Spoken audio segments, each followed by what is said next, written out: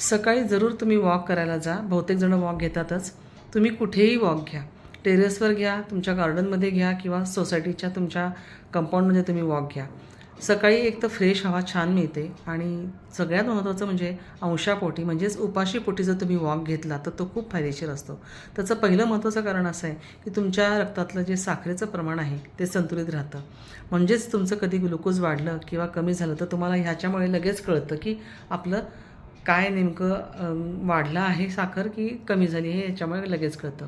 तर ते प्रमाण ते संतुलित ठेवतं. त्याचप्रमाणे तुम्ही साधारणपणे सकाळी 8 ते 9च्या दरम्यान जर फिरलात तर तुम्हाला डी व्हिटॅमिनसुद्धा खूप छान मिळतं आणि डी व्हिटॅमिन हे आपल्या हाडाच्या आरोग्यासाठी बळकटीसाठी खूप चांगलं आहे. तेव्हा तुम्ही हा वॉक सकाळी उपाशीपोटी घ्या आणि कमीत कमी 45 मिनटं तरी तुमचा वॉक झाला पाहिजे.